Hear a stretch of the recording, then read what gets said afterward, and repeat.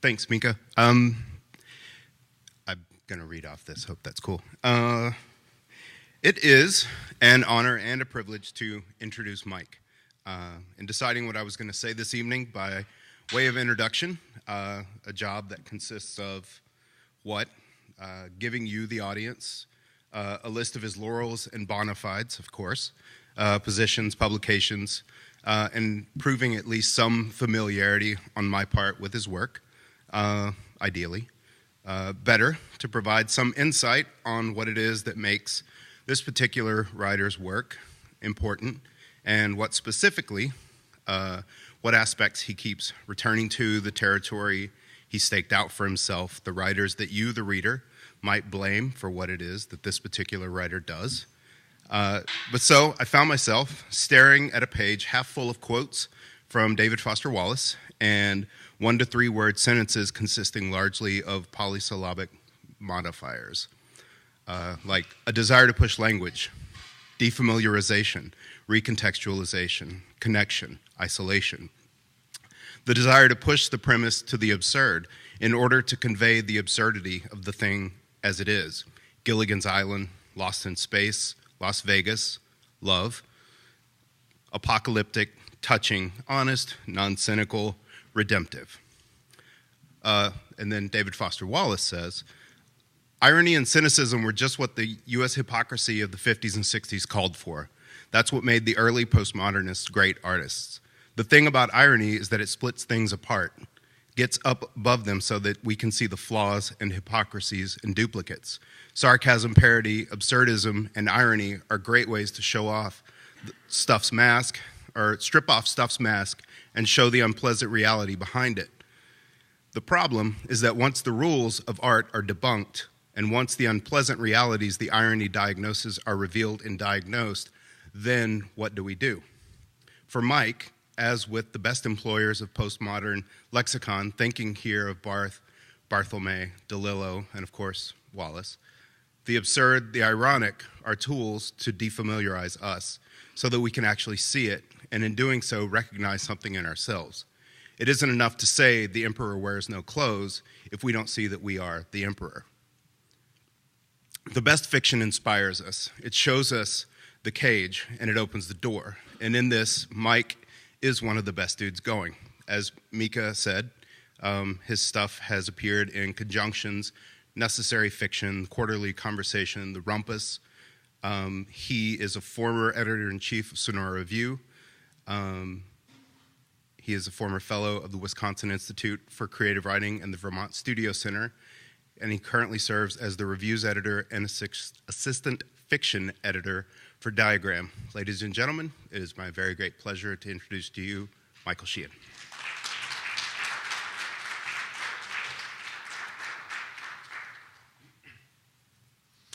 Thank you, everybody. Can you guys hear me okay?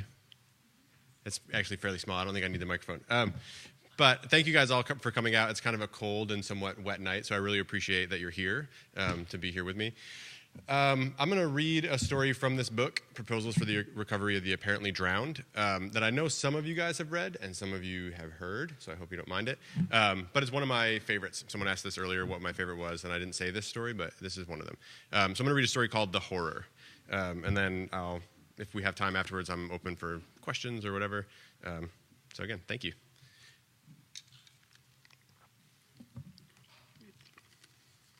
And then I just filled my mouth with ice. Let me also briefly, while chewing my ice, I just wanted to thank ECSU for bringing me here. This has been fantastic and incredibly hospitable and generous the whole time. I want to thank PR for the introduction, which was far more generous than I think I deserve, but I really appreciate it. And I also really want to thank Mika Taylor for putting this on and inviting me, and this has just been fantastic, and I'm really, really glad to be here. Okay, so. When the horror struck Las Vegas, as was given ample play on CNN and every other news channel, it wasn't so bad, really, for the first 3 days, because there were so many other channels. Most importantly, TBS was showing a special marathon broadcast of Gilligan's Island. The reception was not affected by the horror, and all was as it had been the day before for Dombey Loeffler, who sat stoically throughout the first 3 days of the horror as he had been sitting, watching the marathon of good old Gilligan's Isle, which to Dombey's pleasure and stupefaction was a full replaying of all 3 seasons of the show. On the 4th day, everything changed.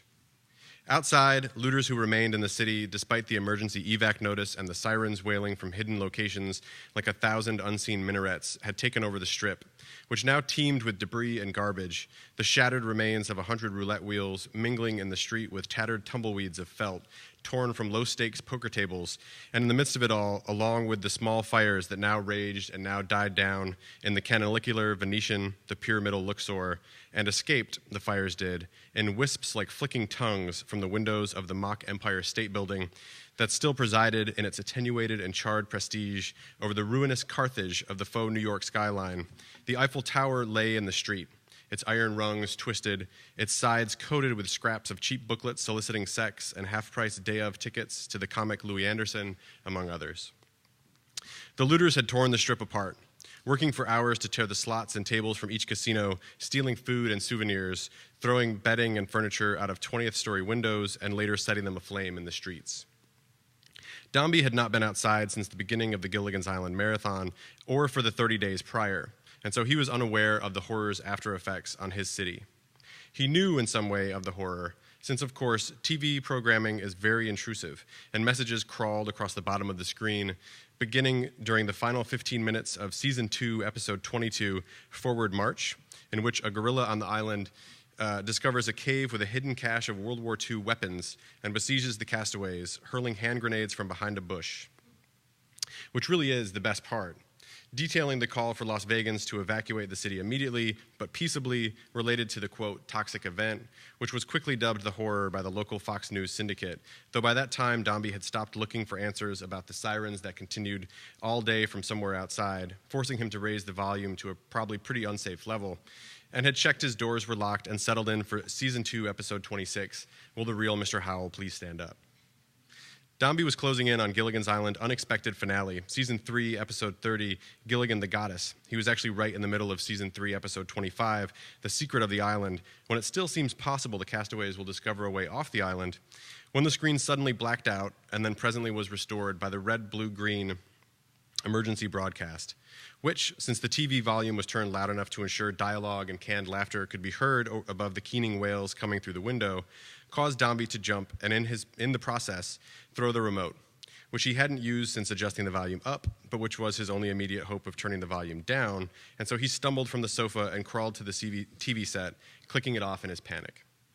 The TV had not been off for 33 days. Dombey's CNS registered the enervation of days without movement, barring the occasional flexion of a thumb or finger sufficient to raise the level of the volume and switch channels during commercial breaks on TBS when Gilligan, the Skipper 2, disappeared for an almost unendurable period, until the horror filled all the other channels with terrible pronouncements of the catastasis coming and calls to arms and the trumpet of Azrael blaring from the mouthpieces of a faceless, nameless mass depicted decamping from the city over and over in slow motion, as well as days without nourishment, which altogether produced a sensation of nausea, urtication, and utter discomfort like nothing Dombey had ever felt, and for a brief period, he blacked out. Prior to his awakening, and while still in fact unconscious, Dombey experienced what some might call an out-of-body experience, which is to say he dreamt he was lost on Gilligan's Island, mired in the plot of Season 1, Episode 14, Water, Water Everywhere, in which potable water is becoming scarce until a frog arrives, voiced by Mel Blanc, and saves the day. Dombey dreamed himself as the frog, desperately wishing to make love to Ginger, but in order to do so, of course, he must first be turned into a man, which for whatever reason can only be effected by the receipt of a kiss from Gilligan, who has gotten himself stuck, improbably, in an eagle's nest 100 feet up in the air, in which the giant mother eagle has mistaken him, Gilligan, for her own hatchling, and so is trying to regurgitate into his mouth. And you can see where that will lead. But meanwhile, as Dombey the Frog tries to court Ginger, Mary Ann has become infatuated with the talking, singing frog, and Ginger is clearly starting to make advances, as yet undetected by their intended target, toward Mary Ann, sexual advances, as it were, prompting a little and amphibious love triangle. And Dombey realizes he is trapped in a reality TV show based on Gilligan's Island, in which the survivors are intentionally cast away in order to come to blows over the expectable tensions arising from a small ship's worth of strangers being thrown together and forced to live codependently in close quarters.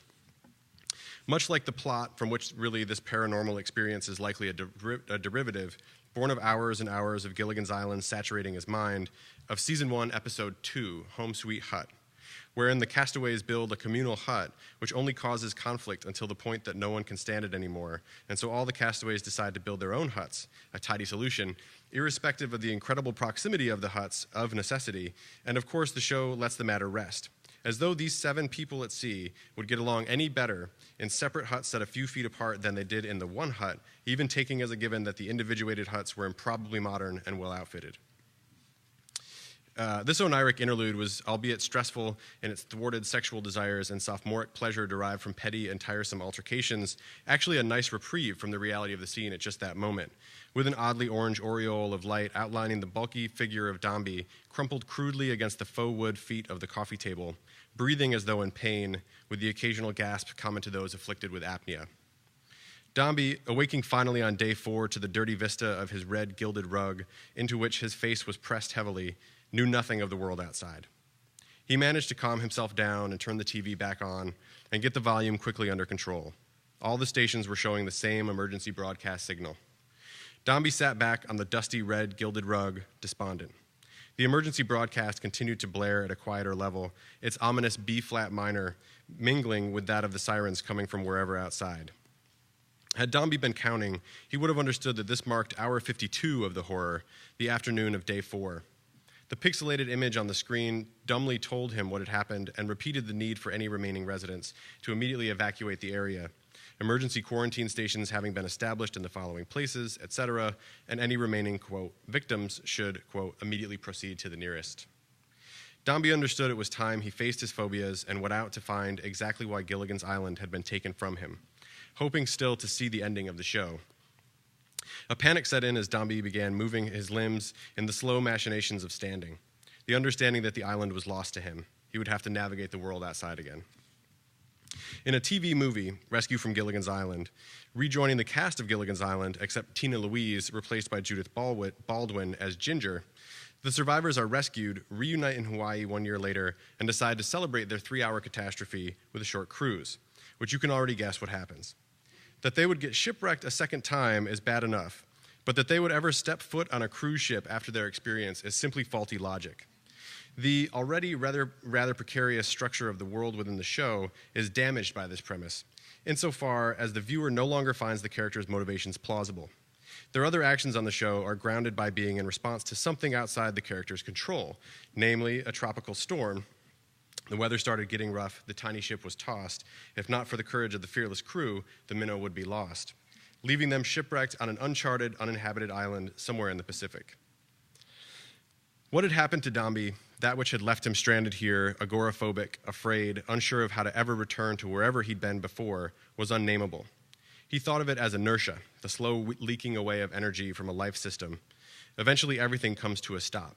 For some reason, for Dombey, this seemed to have happened early. To say that he took joy in Gilligan's Island is itself a complicated concept, since half the time the show would bore deep down into him and he would weep inexplicably, the whole world of the show suddenly having become profoundly sad. Before he was able to lock himself in for the 33 days, initially having told his supervisor simply that he would be out of town for 2 weeks, which required renting a space at the airport for his car, putting a special message on his answering machine, and shuttering his house. He even went so far as to have his mail held for him, like anyone would ever check up on any of this. Dombey spent what remained of his savings on toilet paper and canned goods, ramen noodles and rice-a-roni, and settled himself in for, as he figured, as long as it would take. What Dombey had failed to realize was how long it would take. Once he had locked himself away from it all, it only became harder and harder to return to normal, to change his answering machine message, to retrieve his car. Since he was technically not around, he could not leave the house for fear someone would see him, and he had to avoid windows, even though they were heavily draped. Then, just moving through the house became too much, mementos and even rooms themselves causing him to think about the life he had locked outside. And within several days, he was closing off parts of the house, remaindering the safe zones. Since his intention was to simply watch TV, i.e. Gilligan's Island, as described, but also, as he decided on the second day of his stranding, to watch all the TV shows that had occurred in his lifetime, a telic mission without real means of completion, recreating his past by rewatching shows that seemed now like moments of his own experience, like memories.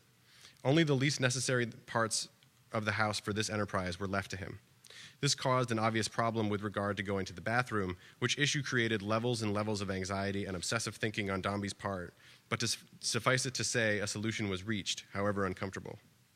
Because of his increasing disconnect from the world and the panic attendant upon stepping outside, as the days locked in and the ability to return grew in inverse proportion, the hour-long process of moving a few strides to the door was mentally, internally excruciating.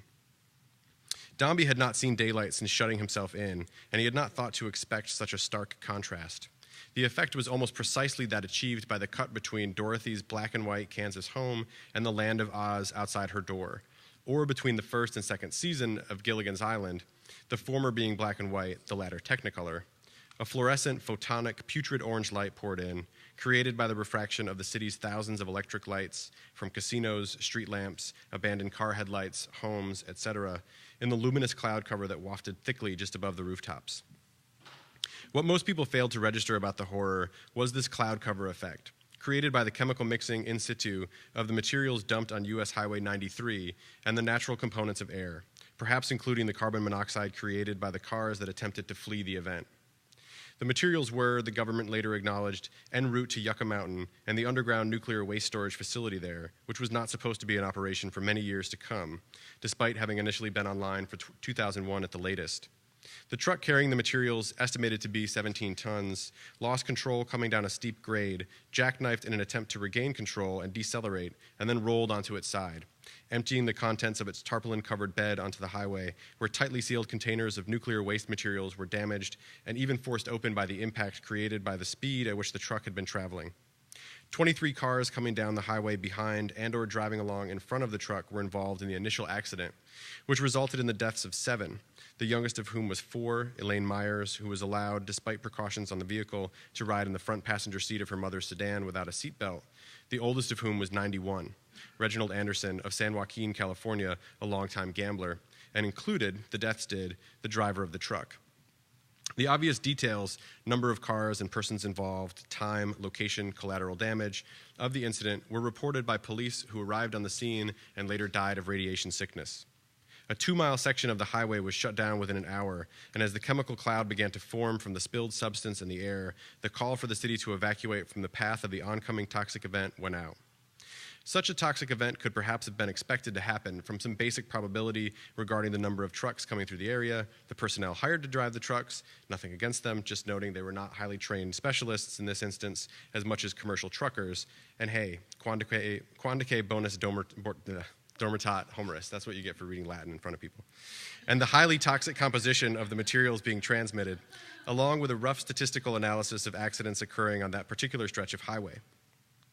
However, the event was unexpected or even seen as impossible when it was discovered due to the fact that the U.S. has transported over 3,000 shipments of spent nuclear fuel without incident, and worldwide over 70,000 tons have been transported for safe storage since 1970 without a single incident. And the government further spread this confusion by refusing to admit that they themselves could have expected it, or at least knew hazardous waste materials were being moved by truck across that stretch of highway to their ultimate resting place deep in the bowels of the Yucca Mountain Ridge, despite the public's belief that such was not in fact happening to the west of the historic Nevada test site, where nuclear weapons ranging up to 5 megatons had been tested between 1951 and 1962 until the ban on atmospheric testing was signed by President Kennedy. Testing continued underground until 1992, which thus prompted, the governmental silence did, a lot of public speculation during the first 3 days that the event was a terrorist incident. An anhelion was projected across the face of the roiling, party-colored cloud bank as if it were God's own sign, though, of course, it was arguably quite the opposite.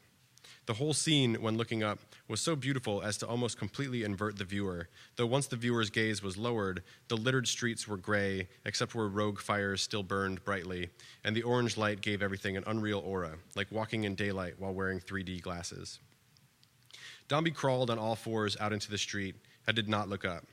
The men who had only just begun on day 4 to roam the city in hazmat suits were a long way from Dombey where he crawled. A card under his right hand showed a woman spreading her posterior, boasting convenient access for only $69. Sounds came from somewhere, perhaps the echoes of the sirens that still blared, even though the assumption was that all had left the city or had died. Mistakenly, it was believed that the toxic event would kill much more quickly than it in fact did.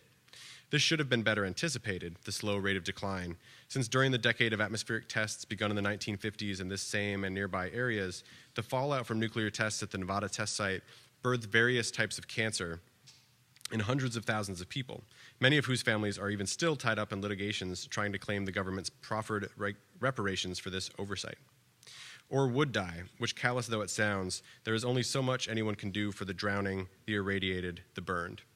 At some point, it's just collection, and these men knew it, and had also, more importantly, to contain the spread of the toxic event by releasing particulate matter that, it was hoped, would force the cloud back into precipitate form and only contaminate the already contaminated area of Las Vegas and environs, which would be pretty much uninhabitable for 50,000 years thereafter, give or take a few millennia.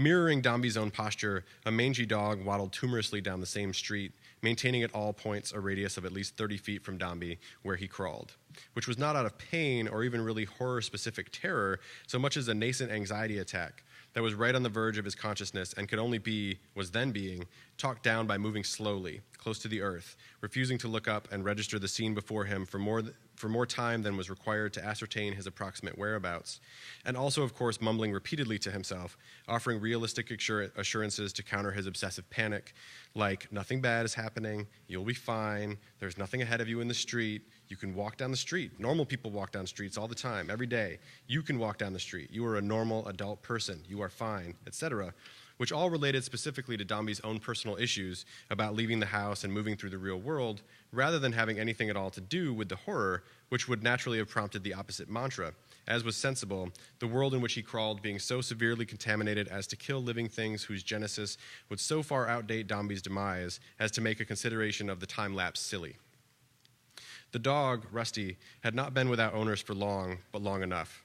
At one time, Rusty had been a faithful and lovable watchdog, a beloved member of a family of 4, the Hendricksons. But since early on in day 1, Rusty had been abandoned to the riot-torn streets and the noxious clouds hovering just above street level. An old black lab mixed mutt, Rusty had bad hips, and during the past days had quickly acquired a variation of the sickness that would kill so many thousands, but in Rusty's case simply expanded his body in a sequence of asymmetric excrescences. Rusty had a tougher time of the horror than his human counterparts, crawling Dombey included, and knew or had the basic instinctual sensibility to treat all other animals, all other living things generally, as enemies, hostiles. Where Dombey, had he been thinking not about Gilligan's Island, but about the greater hazard at hand, should have looked upon any other being as a possible source of his salvation, Rusty saw the crawling man as nothing other than 1, curious, and 2, possibly threatening. So Rusty growled, arched his back slightly, allowing his hackles to suggest a greater height, and moved cautiously, distantly, angrily along, following Dombey's path. Rusty's hips moved outward as though his back legs were built without connective tissue binding the joints, his knees wobbling, his legs splaying left and right, his thick, lumpy belly almost touching the ground as he stepped awkwardly and it seemed painfully forward. Dombey moved slowly along, realizing with each hand thrust forward and each knee slide ahead that he would never make it. The reality all around him was finally gaining hold, the Ashen City streets, the abandoned world in which he now struggled even to move, and Dombey, the panic attack moving all that much more quickly than he was, began to put together the whole scene. The city was filled with a really weird orange light. No one else was around, the world seemed completely emptied. He was still clinging to Gilligan's Island. The sky roiled and glowed. The city smelled chemical, a bit like urine, and with the acrid tinge of burnt human hair. The TV's messages about evacuating had referred to, quote, any remaining survivors, and had used the term nuclear, suggesting in all probability that he had survived, improbably, a nuclear holocaust, and was now the last man alive, adrift here on his knees in the tundra of nuclear winter. Gilligan wanted to stay on the island, had in fact sabotaged all attempts to leave it. Lost in the above set of realizations about his place in this scene and struck by the sudden clarity of hopelessness, Dombey lay flat down and stopped moving altogether. Seeing Dombey lie down, Rusty began barking at him. It was not until Rusty barked that Dombey registered that another living being was there with him. On Gilligan's Island, something as simple as a dog would appear on the island, but it would bear unreal importance. A frog, monkey, a parrot impersonating gangsters, a lion washed ashore in its cage, a gorilla, a pigeon, a giant spider, a duck. In the context of being shipwrecked and lost on the island, everything took on a new and absurd meaning. Whether the dog talked or didn't even really matter. Where did a dog come from? What could it mean? Was there some special significance to this animal's appearance here? Dombey had to raise himself onto his elbows to see the dog, its back almost a perfect arch, more like a cat's really, its matted fur in clumps and tangles, visible dirt and debris contrasting with the black of its body, barking and shifting awkwardly on those lame back legs back and forth within a short arc of the circumference of the circle that had Dombey at its center. Dombey had never owned a pet and was not particularly fond of animals, especially dogs, but then this dog was barking loudly and non-stopped, and it almost seemed as if the dog was trying to communicate something, glottal sounds snapping curtly through its spittle and foam-lined gums, showing bright pink with each sound it made. Dombey sat himself all the way up, the dog having snapped him out of the panic attack, or at least distracted him from everything else going on, and he whistled once through the dog's ongoing chorus and called, "Here, dog, good dog." The dog didn't move, and when Dombey shifted toward it, positioning himself to crawl its way, the dog barked louder and bared its teeth, moving more aggressively around the invisible boundary it had created surrounding Dombey. "Here, dog, good dog." Rusty had been barking at Dombey as though to alert him, but now was clearly barking at him as a threat, warning him not to move any closer. Dombey was shaken a bit by the dog's obviously unfriendly response, but he was not so much afraid as just disappointed. He stood for the first time since leaving the safe confines of his house and, glancing cautiously behind him at the dog every couple steps, began moving through the abandoned and littered street. Rusty followed faithfully, barking whenever Dombey looked back at him or paused in his progress. Dombey's street was a 15 or 20-minute drive from the Strip and was lined with homes that looked more or less identical from the outside.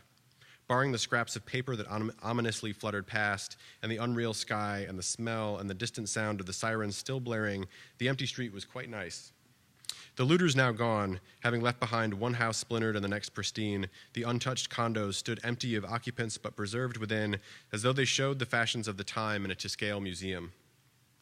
Everything was as it had been the week before, excepting very minor signs of the flurried exodus undertaken by the owners on day one. Although it was now early evening and the sun had set, the sky remained luminous and bright, a tumult of cloud mass seething above everywhere he looked. The city lights that had not been extinguished shone off the thick underside of the cloud, and the sickening semi-daylight would continue to reign for another 3 minutes. For a moment, as Dombey looked both ways, up and down this deserted street, across the portion of his city, which included the stratosphere, he could see, it seemed it was all his, that he could live here alone forever, as he had perhaps wanted all along. Moving in and out of other people's homes, immersing himself in their lives for just that long, living their successes, their lives left behind wholly intact. And when he grew tired of any given home, any given life, he could move on, switch to the next, live as a lawyer, an architect, a stripper, a professor, a blackjack dealer.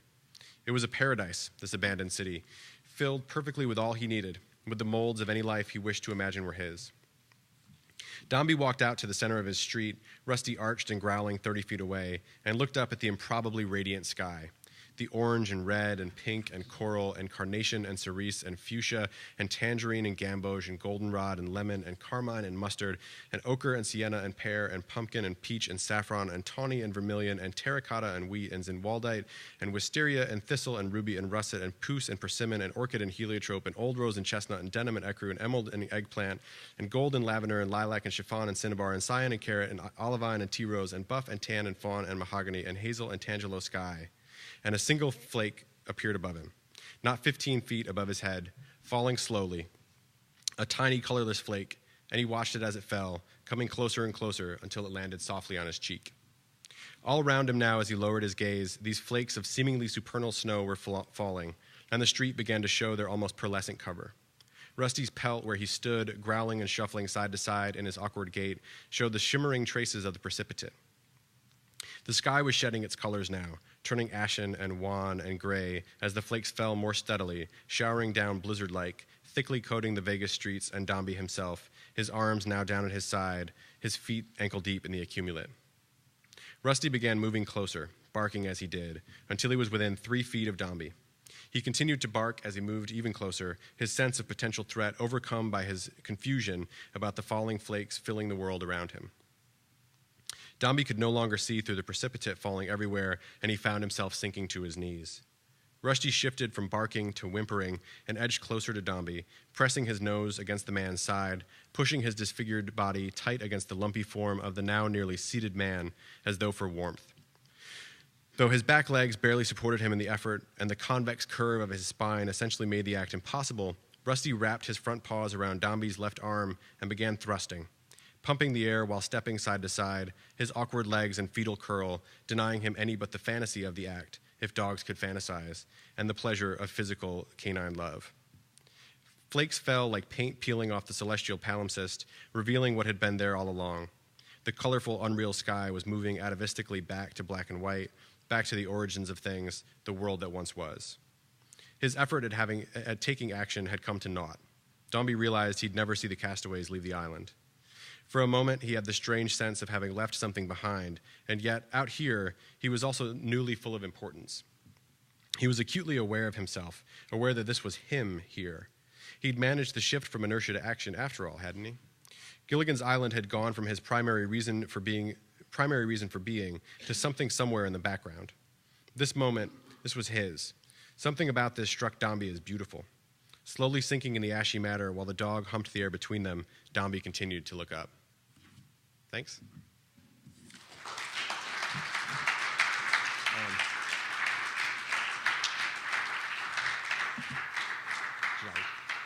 If you guys have questions, I'm happy to answer them or talk about anything if you wish.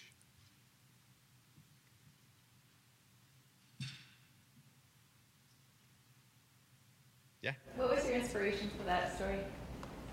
So I think I kind of spoke about this a little bit earlier, so I don't know if I have said this to some of you, but it was sort of a couple things coming together, to be honest, and also a little bit of a challenge from a professor, in truth. I think I had this idea and felt like a professor had maybe kind of indicated it wasn't totally accomplishable, which I found reason to continue. And then I was saying this earlier, I had just been to Las Vegas shortly before this. So I had an idea of an apocalypse happening while someone is watching TV. That was sort of the original sort of genesis. And then I went to Las Vegas and it sort of clicked.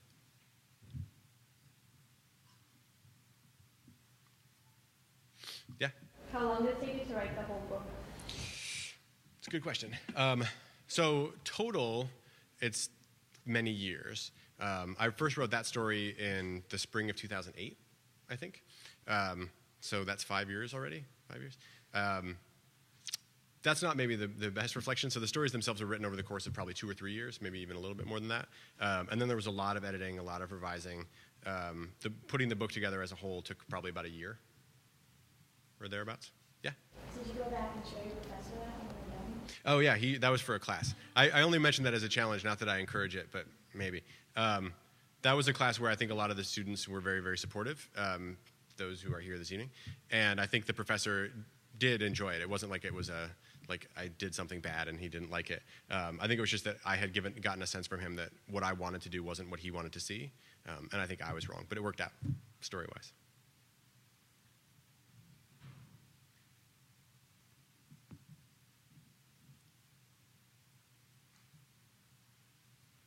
Any other questions at all? Thank you guys again. Oh, yeah. So, emerging writers, people who like to write, become novelists, storytellers, novelists, playwrights. So, any advice to them? Sure. On the sort of general level, one of the things I would say, which is advice I received actually when I was probably a sophomore, maybe in undergrad, a visiting writer once said it to a class that I was in that writing and storytelling and playwriting and script writing is sort of like a marathon. It's an endurance game, essentially. And that just really stuck with me. What she sort of said was that, she really wanted to write a novel. She wrote a novel, worked on it for years, revised it for years, sent it out everywhere she could. Nobody took it. Nobody published it. Many, many years, like 9 years, this process went on. And that was what she found to be the case. The more she took feedback and tried to sort of change and improve, the more she worked on it, the better it was. And finally, she wrote a second novel, and it was published. Not that easy with a snap of the fingers, but I think that recognizing that it takes a lot of work and that you do progress and you do get better, but that you have to stay with it over a long period of time, I think. So I guess my advice would be just keep going, keep writing, don't get discouraged. Even if you write stuff now that you feel isn't quite what you want it to be or it's not doing what you want it to do, just keep going and keep working on it. And I think that at some point it really does kind of come together. Yeah. And which writers had an influence on you your formative years? Really influenced me? Who influenced you? Yeah. So formative years, it's kind of a range, but I would say actually the Magic Realists were the first, if I can lump them together. So I read Salman Rushdie and some magic realism when I was in high school, and I think it was like I hadn't really been exposed to a novel that could use elements of fantasy and elements of surrealism to create a very direct and realist and sort of political novel and story and point. It was also really moving and personal to me. I just didn't know that existed, and so when I read it, I was sort of like, that's what I want to do. I want to sort of explore ethical and political issues through this kind of like surreal and pop culture fused style and language. Then I went on and did an English degree and read many, many other things, and then kind of discovered, as PR was talking about, more of like the postmodernists. David Foster Wallace, in particular, was a huge influence. And then that's my learning process, I guess, is sort of going backwards and reading post-war American fiction, and a lot of contemporary fiction as well. But yeah, it was a lot of like this recognition that novels could do more than maybe what I had seen in some of the stuff I had read as a kid. Yeah. Do you usually write novels, or do you write like collections of short stories? So, I guess a little bit of both. I've always wanted to be a novelist. I mean, as I was saying, when I read Salman Rushdie, that was what I wanted to do. I wanted to write novels like that. They were big and broad and covered lots of things and could kind of fuse elements together, many characters and so on. So I've written novels, plural. Not all of them good or successful by any means. But yeah, so I think I would like to write novels. That's sort of what I identify most with when I think about writing. I've written a lot of short stories. Again, some of them bad, some of them better. And this is the only collection of short stories that I have. I mean, I have more stories that actually surround this in a sort of larger collection. But I do have an idea for a new collection that I would like to work on, so a little bit of both. Yeah, and then yeah. So sorry. have you tried out different genres?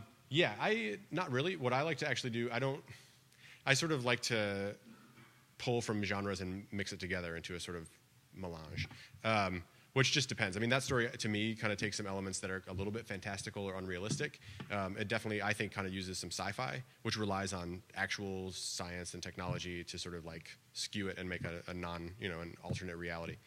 I have stories that sort of use a little bit of sort of horror elements, and I'm actually very, very interested in that, and other writers that do that well. Yeah, so I'm kind of interested in kind of looking for ways in which I can use elements from multiple genres to explore something about our personal experience, which is sort of I think the realm of literary fiction. Do you like Gilligan's Island? I was going to say an early time when I shared this with someone, the comment was, you are obviously very obsessed with Gilligan's Island. And that was funny to me because I am not. I had just done a lot of research on it, but I do like Gilligan's Island. I had seen it. Sort of like past your time. Yeah. For some reason that I don't know what the reason is, I grew up with a lot of 70s television, which is maybe like I grew up rural and we weren't up to date yet. But yeah, and just my dad. A lot of your references depended on it. Yeah. Yeah, a lot of the Gilligan's Island stuff, I think it works, but it's old. Yeah. So, question, two parts. A, who are some up-and-coming writers that you're really excited by? And two, do you have any of those writing, if you want to write style, books that have influenced you at all? For the second part, you mean like sort of the how-to a little bit? I don't know. I've read a number of those, answering the second part first. I think some of what John Gardner says I like, some of what John Gardner says I don't, and I think that's the art of fiction. I really like Janet Burroway, but that's also because I've used her texts as a student and as a teacher, and I feel like they're really instructive and they're really helpful. For those of you who haven't, and I know some of you have used imaginative writing, it kind of breaks the stuff down into component pieces and then fills that out with examples, so I do like those. Peter Turchi had a book called The Writer as Architect. That's not right. Mapping the Imagination, which I kind of really liked. And that's a little bit of it's not exactly a here's what you should do as a writer, but it's more taking the ideas of what it is to be a writer and kind of exploring them a little bit essayistic. I like that a lot. Charles Baxter also has a book, The Devil in the Details or something, that I read as an undergrad, which was really good. Up-and-coming writers who I think people should pay attention to. One of the people I mentioned earlier who I think is tremendous and is a nonfiction writer is Brian Christian, who I just think is awesome. Feel like I have a long list that I'm also going to do a sort of poor job of naming. There's a guy in the most recent Tin House named Phil Clay.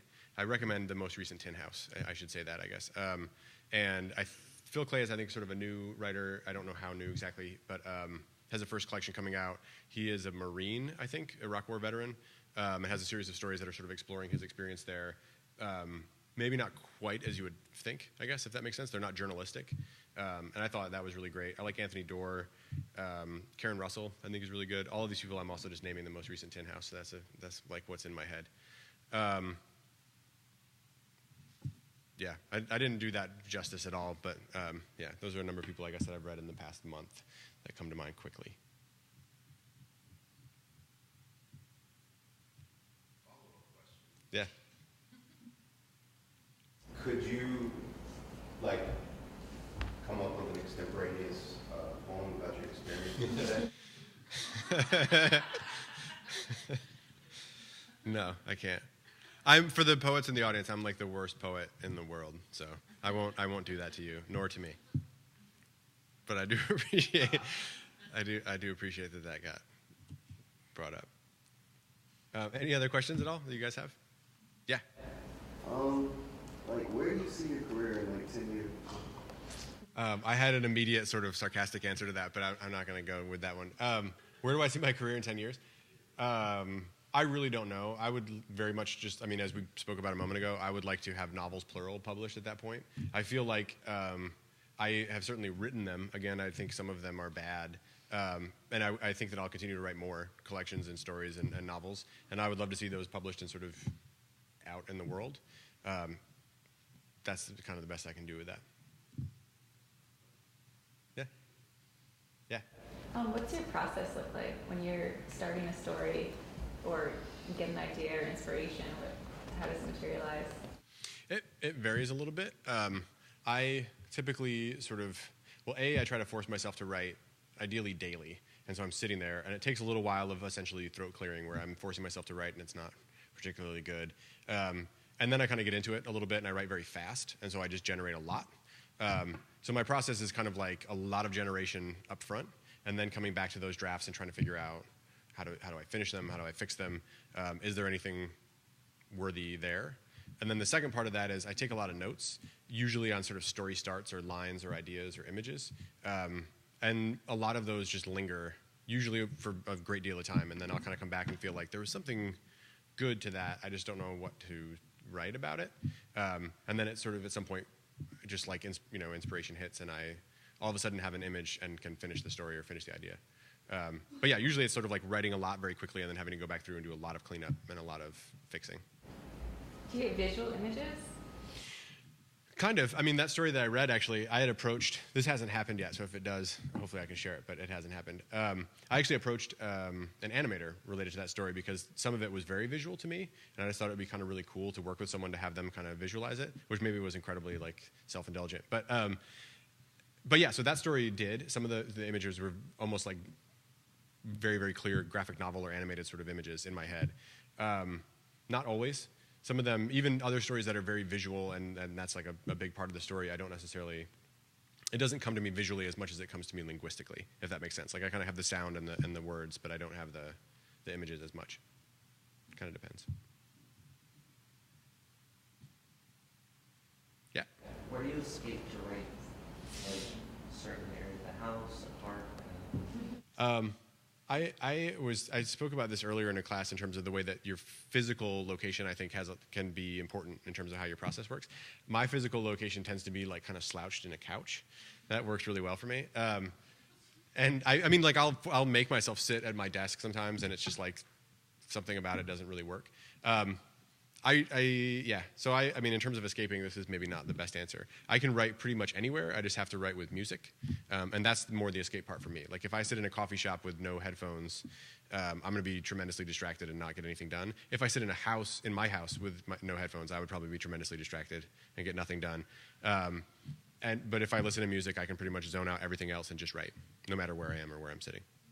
But yeah, usually it's like the couch kind of. Laptop in my lap, slouched there, in the back, and then coming up. Yeah. I was just wondering, when you're writing just to practice, not to work on an actual story or anything like that, just to practice for the day, what do you like to write about?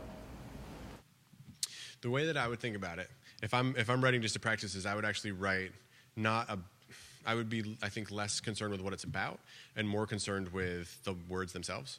That's at least, and whether that's worth anything or not, I don't know, but that's sort of my approach, I think. I would write with a lot of sort of sound focus and sound emphasis in terms of the way that the words run together and sort of, the way that the syntax and the rhythm kind of works. That, to me, would be sort of practice writing, if that makes sense. And I would do a lot of that just to kind of experiment and kind of play around. And then when I start writing about something, there's more of like a clear, I know what it is, and I'm hopefully sort of drawing on that set of things I've been practicing, if that makes sense. You said you listen to music when you write. Do you have a particular genre you like to listen to? Not really. I listen to lots of things, and I also am like, I don't know, in my experience, this seems somewhat unusual. I sometimes will listen to sort of like jazz or classical music, stuff that doesn't have lyrics, but I can also listen to like folk music or anything at all, and it really depends. And to be honest, sometimes I'll use that as maybe you would guess. If I listen to like a certain type of music, it really drives the music or the writing in a certain way, which is both a good and a bad thing. If you listen to really fast like punk music, that can be really energizing and great. And then at the same time, you might run into all of these 11 pages read like I'm listening to really fast punk music, and it's kind of doesn't fit anything else. It doesn't make sense. But I listen to just whatever essentially. Sometimes I get like a sort of playlist going that'll just rotate through, so that I don't have to even think about what my choices are. And other times it allows me a break where I can write and then change the album and do that. Yes, and then coming back. You did a musical pairing with this book specifically. Can you talk about which songs you paired with the horror? Yeah, I think I know which song I paired with the horror. I do know which song I paired with the horror. Okay, good. Yeah, so that again, the horror is easy because I had in my head this idea of what it would look like if someone were to animate it and it were to be a short film, which I just thought would be so cool. And so a friend of mine actually, who is a musician, had done an album around the same time that I had finished the horror, around the time that I was thinking about having it animated, I guess. And he had a song on there called Spaghetti Midwestern, which is on the website with the playlist. And part of the thing that song does, it sort of takes the Sergio Leone kind of like spaghetti western sort of like music and plays off that a little. But it also has this sort of crescendo movement where it goes throughout the song and it's great. But then right towards the end of the song, all of a sudden it gets tremendously louder and goes way up tempo, which to me is sort of the moment at which the cloud, he sees the cloud and it starts to rain down. And it felt like it fit. Like the story builds to a certain point and then kind of explodes. So that one, I felt like it was more like the way that the music sort of crescendoed fit the structure I wanted the reader to go through a little bit emotionally. Others, it was hard. I mean, like the title story, I chose a Joy Division song, which I think is very percussive and a little repetitive in a good way. But also, it's a song that's sort of about like an obsessive kind of process, I think. And that was what I wanted. I felt that fit the idea of sort of like you're reading something that's a little tense and a little agitated and is also driving and repetitious and won't quite let up. So I didn't necessarily have those songs in mind when I wrote them, but it was pretty cool to go back and think, what do I feel that I would like the reader to go through, and what music might match that? But yeah, if you guys are interested, that is on the Colony Claps website. There's a list of 4 songs to go with the 4. I've never actually listened to it a la like Pink Floyd and Dorothy. I don't know what it's like, but hopefully it's good. And then I know there was a question over here. Yeah. I was going to ask what you were listening to when you named off the colors of the sky. That was like really fast and all music. What I was listening to when I wrote it? To be honest, I really don't know. And that's only not, I know that's a dodge, but it's also, that was because it's 5 years ago and I don't remember. But it probably would have been something that was very fast and kind of like crescendoing, I would guess. That's where I felt when I reread the story, that's what I sort of feel. And yeah, hopefully that I've tried to do that when I read it, where I kind of try to myself speed up to it a little bit and do a little mini crescendo. But yeah, I don't know. I don't remember anymore. So I don't know. Richard Buckner? I don't remember. Was there another question? I thought I skipped someone. Yeah. Like, what tempo are your stories typically for short stories, as in like faster or slower? Because I mean, they might change within the story, but your general leads. I would say probably fast. I speak kind of very fast. I was saying this earlier. I'm also usually very caffeinated. And I feel like I tend to think fast, and so I think that just communicates. That's the voice I hear that I'm trying to write in, if that makes sense. So I think a lot of my stories are kind of up-tempo, kind of fast. What is fun with that, I think, is both learning to sort of play with that kind of musically or rhythmically, where you can break it up. Again, the title story here opens with, I don't know exactly how many words, but maybe like a 300-word sentence, and then a 5-word sentence immediately follows.